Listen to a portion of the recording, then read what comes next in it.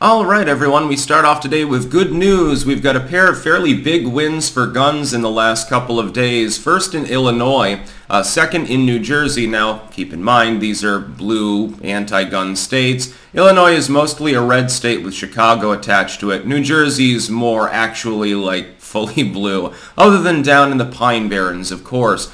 In Illinois, and links in the description archived, of course. You can read these at your leisure. There's plenty of good stuff to cover here. In Illinois, what they wanted to do is pass fairly broad new gun restrictions, including an actual ban on assault weapons. So, in other words, aesthetically modified sporting rifles, and now pistols are being gone after too, if they happen to look tactical. It's happening at the federal level too. We'll see if it triggers a Supreme Court case, and I hope it gets rid of the NFA, because there's really no reason to have it. It's a vestigiality from yesteryear, back when people were panicking about Tommy guns and shit, basically.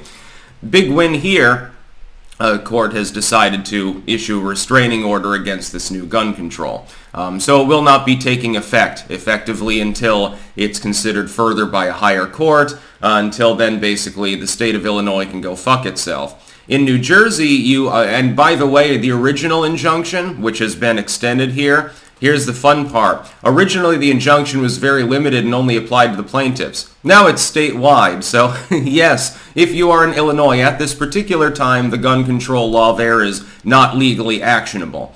You should probably be cautious about what you do in the meantime anyway, though, because, you don't know if the higher court will side with the plaintiffs in the case. Although I suspect if you use a proper interpretation of Bruin, clearly the gun control that they're proposing is unlawful. Again, potential Supreme Court case in the future. It'd be funny if a bunch of blue states, deciding to ignore the basic premise of Bruin, end up getting another case before SCOTUS, and then you get to hear Clarence Thomas ream them or something like that. Then on to New Jersey. They're trying to pass a de facto ban on guns by making it impossible to carry it to most locales. So if you're going out for any reason to do shopping, you're going to go have a drink, you've got to pick your kid up at school, etc. Effectively, the only place that you can actually own a gun, because, some of their gun control has gone bye-bye, you can carry a weapon, but because of the limitation on the number of places you can carry the weapon, it becomes fucking fundamentally useless. Now,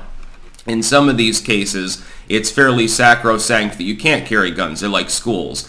Again, having gun-free zone schools has not proven to be particularly helpful. Doesn't really make sense when you think about it. In fact, you should arm the teachers. At least they'll fire back in self-defense, even if they hate the little shits or something like that. But anyway, that's been injuncted too. So that's no longer actionable. They did leave it in place for a few of the locations, I think hospitals and daycare centers and a few others. But for the most part, they've taken it out. So other than government buildings, normal places where you already couldn't carry a gun in a plurality of states, that's left intact. Everything else is no longer actionable either. This is probably going to go before the Supreme Court as well at some point. I would challenge any legal scholar to find an example of a long history of gun control in the United States that would uphold such a premise. The closest approximation is really from the Old Western period, in which in certain towns out west, depending on whether the people who had a fairly democratic function, small d of course, would, say, oh, well, we want visitors to our town not to be able to carry their firearms in the town. And so you'd check it with the sheriff upon entry, and then go about your merry way. Sometimes it applied to visitors, sometimes it applied to the camp in general, depended on how developed it was, the composition, how many people are there, etc. Here's the thing, though. Those were in the territorial regions. They were not in states. There was no state government to control function. The application of the Constitution wasn't the same for the territories. So absent that, really, again, you revert back to the 1870s as the earliest possible date to support any reasonable interpretation of there being such a thing as gun control in the United States. But then that decision was overruled. And really, in that interim period, other than local and state action, for the most part, you're not getting federal gun control. Doesn't happen until a half century after that. Until then, it was all local function. It was basically Jim Crow. It was, this town has decided gun stores don't have to sell to them folks because of the color of their skin. That's the history of gun control in a nutshell in the United States, just to be clear. The founders never envisioned it existing at all. They had private warships and cannons and corned their own gunpowder, milled their own weapons, they poured their own musket balls. Some of them were alive to see significant advance in the development of much better, more fast, more powerful weapons later on, well into the 1800s. They never uttered a word in defense of the concept that any of those weapons should be banned. If any of them had remained alive through Crookshank, they probably would have had a big fucking problem with that too, just to be clear. Not saying that they necessarily would have been abolitionists, but they wouldn't have liked that end result of it. The fact is this: gun control is slowly going the way of the dinosaur. And what you see right now with some of the temper tantrums in the blue states, New Jersey, Illinois, New York is another one, California, what you see is really their dying gasp of attempt to claim some sort of legal victory to lay the basis for a much reduced level of gun control that can actually pass constitutional muster. What they're trying to do is incept themselves more power. It's the last dying gasp of a dying era, which is the anti-gun era. We're beginning to exit that. Technically speaking, we started exiting it with D.C. Heller, McDonald v. Chicago. Bruen was another big nail in the coffin, more like 3 or 4 nails at the same time, of the anti-gunners, anti-constitutionalist arguments. So huzzah for liberty, another couple of injunctions on this shit that they're trying to pass at the state level. The funny thing is, in this case of New Jersey, this is just a temper tantrum over them losing the ability to force people to pass through a bunch of hoops and hurdles to get a permit to carry a firearm.